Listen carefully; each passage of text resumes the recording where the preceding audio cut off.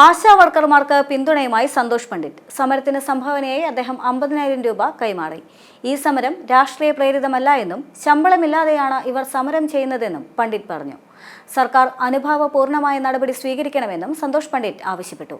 ഈ സഹായം ഒന്നാം ഘട്ടമായി മാത്രം എടുത്താൽ മതിയെന്ന് 50,000 രൂപ കൈമാറിക്കൊണ്ട് അദ്ദേഹം കൂട്ടിച്ചേർത്തു. കാശുണ്ടെങ്കിൽ ഇനിയും സഹായിക്കുമെന്നും പണ്ഡിറ്റ് വ്യക്തമാക്കി.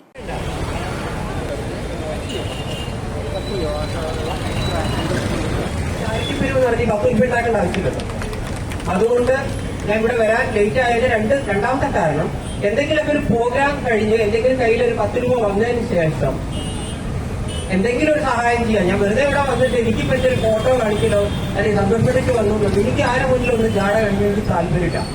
അപ്പൊ എനിക്ക് എന്റെ അമ്മ പറഞ്ഞ് എനിക്ക് ഓർമ്മ വരുന്നു, ഒരു സംവിധാനം ഇപ്പോ പലരും വിചാരിക്കും ഒരു സമരം നടത്തുമ്പോ അതിലിപ്പോ എന്താണ് ഒരു ചെലവ് എന്നായിരിക്കും പുറമേ നിന്ന് കാണുമ്പോൾ മനസ്സിലാക്കുക. ഞാൻ പറയുന്നു, എനിക്ക് മനസ്സിലാക്കാൻ പറ്റും ഒരു സമരം ശരിക്കും നടത്തുക എന്ന് പറഞ്ഞാൽ അത്യാവശ്യം എക്സ്പെൻസീവ് തന്നെയാണ്.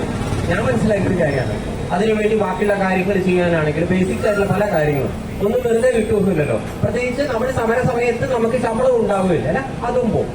അപ്പൊ അതുകൊണ്ട് അവരുടെ ആവശ്യങ്ങളിലേക്ക് നോക്കുകയാണെങ്കിൽ ഒരു 7,000 രൂപയാണ് ഇവരുടെ ഇതെന്ന് ഞാൻ ഇവരെ വിഷയം പഠിച്ചപ്പോൾ മനസ്സിലായെന്നാണ്.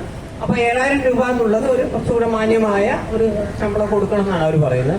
രണ്ടാമത്തത് ഞാൻ മനസ്സിലാക്കിയെടുത്തോളം ഇപ്പൊ 62-ാം വയസ്സിലല്ലേ മേഡം, 62-ാം വയസ്സിലോട്ടാണ് ഇവരുടെ പെൻഷൻ വരുന്നത്. ഈ പെൻഷൻ പറ്റുമ്പോൾ ബാക്കിയുള്ള എല്ലാ ആളുകൾക്കും ഒരു നിശ്ചിത പൈസ, നല്ല ഒരു കുഴപ്പമില്ലാത്ത നല്ലൊരു പൈസ അവർക്ക് കിട്ടുമ്പോൾ ഗ്രാറ്റുവിറ്റി മറ്റുള്ള പല സംവിധാനങ്ങളും വരുമ്പോൾ ആശാ വർക്കർമാർക്ക് 1 രൂപ പോലും കിട്ടുന്നില്ല അല്ലെ? ഇതല്ലേ സത്യം? അപ്പൊ രണ്ടാമത്തെ ആവശ്യം അവർ പറയുന്നത് 62 വയസ്സ് പിന്നിട്ട് കഴിഞ്ഞാൽ അവര് ജോലിയിൽ നിന്ന് പിരിയുമ്പോൾ ഒരുവിധം മാന്യമായ 5 ലക്ഷം, ഒരു 5 ലക്ഷം രൂപയെങ്കിലും ഞങ്ങൾക്ക് കിട്ടണം എന്നാണ് അവരുടെ ആവശ്യം. അത് കേൾക്കുമ്പോൾ റീസണബിൾ ആയി തോന്നും. പിന്നെ ഇവര് പറഞ്ഞതിന് ശേഷം ഞാൻ മറ്റുള്ള സംസ്ഥാനങ്ങളിലും നോക്കി എന്താണ് ഇവര് ബാക്കിയുള്ളവർക്ക് നോക്കണമല്ലോ, നമുക്ക് കൂടി തരണം എന്ന് പറയാൻ പറ്റില്ലല്ലോ. അപ്പൊ ബാക്കിയുള്ള സ്ഥലങ്ങളിൽ ഞാൻ മനസ്സിലാക്കുന്നത് സിക്കിമിൽ 10,000 രൂപ അല്ലെ ആശാ വർക്കർമാർക്ക് കൊടുക്കുന്നുണ്ട്. അതോടൊപ്പം കർണാടകയിലും 10,000 ആക്കി എന്നുള്ള അറിയാൻ സാധിച്ചു. അപ്പൊ അല്ല, അവിടെ സിക്കിമിൽ കൊടുത്തു, കർണാടകയിൽ കൊടുത്തു, ഇവിടെ കൊടുക്കണം എന്നല്ല കേട്ടോ ഞാൻ പറയുന്നത്. അത് സർക്കാർ തലത്തിൽ അനുഭാവപൂർവ്വം പരിഗണിക്കാം. പിന്നെ 7,000 17,000 ആക്കണമെന്നൊന്നും ഞാൻ സ്ട്രൈറ്റ് ആയിട്ട് പറയുന്നില്ല. കാരണം അഡ്മിനിസ്ട്രേഷൻ വിങ്ങും ഇവിടുത്തെ ധനകാര്യ വകുപ്പിന്റെയും കാര്യങ്ങളും കേരള സംസ്ഥാനത്തിന്റെ യഥാർത്ഥ സാമ്പത്തിക അവസ്ഥയെ കുറിച്ച് ചെറിയ ഐഡിയ ഉള്ളത് കൊണ്ട് കൂട്ടണമെന്നോ കുറയ്ക്കണമെന്നൊന്നും ആ വിഷയമൊന്നും ഞാൻ കൂടുതലായിട്ട് പറയുന്നില്ല. സർക്കാർ തലത്തിൽ തീരുമാനിക്കേണ്ട വിഷയമാണ്. കാരണം ഇപ്പൊ നമുക്കറിയാൻ പറ്റും, ഇപ്പൊ +2 നിങ്ങൾക്കറിയാം, +2 കെട്ടിടം ഒരു കാലത്ത് അനുവദിച്ചു. അത് രാഷ്ട്രീയക്കാർക്ക് ഗുണം ചെയ്ത ചില്ലറ വാങ്ങിച്ചോ ഇതിന്റെ അടുത്ത് അതിനുള്ള തെളിവൊന്നും ഇല്ല കേട്ടോ. എല്ലാവർക്കും അന്ന് അനുവദിച്ചിട്ടുണ്ട്. പക്ഷേ ഇന്ന് ആ പ്രൈവറ്റ് +2 കെട്ടിടത്തിൽ വർക്ക് ചെയ്യുന്ന പല ടീച്ചേഴ്സിനും ശമ്പളം കിട്ടുന്നില്ല. ഇത് പ്രാക്ടിക്കലാണ്. അപ്പൊ നമ്മളിവിടെ അനുവദിച്ചു, മാനേജറിൽ നിന്ന് ചില്ലറ വാങ്ങിച്ചോ, മാനേജറോടുള്ള സെന്റിയാണോ ജാതിയാണോ മതമാണോ എന്നൊക്കെ നോക്കി അതൊക്കെ വേറെ വിഷയമാണ്. അതിനുശേഷം ശമ്പളം കൊടുക്കുന്നില്ലെങ്കിൽ അപ്പോൾ നമ്മൾ ഒരു കാര്യത്തിന് ശമ്പളം കൂട്ടി കൊടുക്കുമ്പോൾ ധനകാര്യ വകുപ്പിനോട് നമ്മൾ അനുവാദം ചോദിച്ചിട്ടും ഇവിടെ കേരള സംസ്ഥാനത്തിന് അതിനുള്ള പൈസ ഉണ്ടോ നോക്കണം. അല്ലാണ്ട് നമ്മൾ സെന്റ് തോന്നി ഒരാൾ സമരം ചെയ്യല്ലേ കൂടി കൊടുക്കുക എന്ന് പറഞ്ഞാൽ നടക്കില്ല. മറിച്ച് 7,000 എന്നത് വളരെ കുഞ്ഞു പൈസയാണെന്നും അല്ല അത്രയെങ്കിലും അത് ഒന്ന് മാന്യമായി അറ്റ്ലീസ്റ്റ് ഒരു 10,000 ആക്കണം എന്ന് പുറമേ നിന്നുകൊണ്ട് നമുക്ക് പറയാം. അതിന് ധനകാര്യ വകുപ്പിൽ നിന്നും അവർക്ക് അത് കിട്ടി സർക്കാർ അതിന്റെ അനുഭാവം പരിഗണിക്കുന്ന ഞാൻ വിചാരിക്കുന്നു.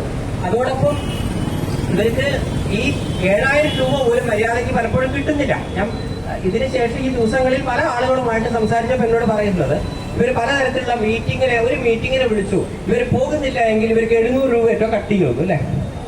യെസ്. അപ്പൊ ഇങ്ങനെയുള്ള 1-2 മീറ്റിങ്ങിന് അവർ പങ്കെടുത്തിട്ടില്ലെങ്കിലുള്ളത്. പിന്നെ എനിക്ക് നേരിട്ട് അറിയാവുന്ന കാര്യമാണ്, എന്റെ നേരിട്ടുള്ള എക്സ്പീരിയൻസിൽ ഞാൻ പറയുന്നു, കൊറോണ പീരീഡിൽ ആ സമയങ്ങളിൽ ഈ പാവപ്പെട്ട ആശാ വർക്കർമാർ അംഗനവാടി ടീച്ചർമാരുടെ കഷ്ടപ്പാടെന്ന് പറഞ്ഞാൽ അത് 7,000-നോ 17,000-നോ നിങ്ങൾക്ക് അനുവദിക്കാൻ പറ്റൂല. അത് എനിക്ക് നേരിട്ട് അറിയാവുന്ന കാര്യമാണ്. അതിന് ഇവർക്ക് എന്തെങ്കിലും എക്സ്ട്രാ കൊടുത്തിരുന്നോ?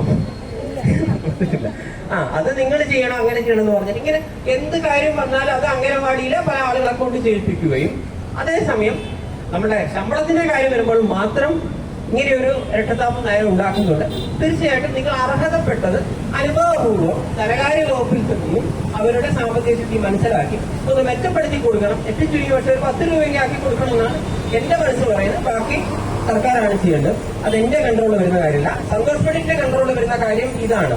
നിങ്ങൾക്ക് ഇങ്ങനെ സമരസഹായം ഉണ്ടോ, അങ്ങനെ എന്തെങ്കിലും ഉണ്ടോ? ഉണ്ട് എങ്കിൽ ഇവിടെ എല്ലാവരും നമ്മളെന്തെങ്കിലും തന്നാൽ സ്വീകരിക്കുമല്ലോ അല്ലെ? അപ്പൊ എനിക്ക് കൂടുതലായിട്ട് എന്തെങ്കിലും ചെയ്യണമെന്നുണ്ട്. പക്ഷെ നമ്മൾ പ്രായോഗിക ബുദ്ധിമുട്ടുണ്ട്. അത് കാണിച്ചാൽ നമുക്ക് വർഷത്തിൽ ഒരു സിനിമയുള്ളൂ. പിന്നെ എന്തെങ്കിലുമൊക്കെ ഈ ഉദ്ഘാടനങ്ങളോ അങ്ങനെ എന്തെങ്കിലുമൊക്കെ പോകുമ്പോൾ നമുക്ക് കിട്ടുന്ന ഫണ്ടാണ് കിട്ടുക. അപ്പൊ ഞാൻ ഇങ്ങോട്ട് വരാനും വൈകാനുള്ള കാരണം നമുക്കിപ്പോ അമ്പലായാലും മറ്റുള്ള ഷോപ്പിന്റെ ഒക്കെ ഇനോഗ്രേഷൻ കാരണം കിട്ടുന്ന ചെറിയ പൈസയാണ്. അപ്പൊ 2-3 പ്രോഗ്രാംസ് കഴിഞ്ഞതിൽ കുറച്ച് ക്യാഷ് ഉണ്ട്. ചെറിയൊരു പൈസയാണ്. ഞാനൊരു 50,000 രൂപ ഇപ്പൊ തരാം.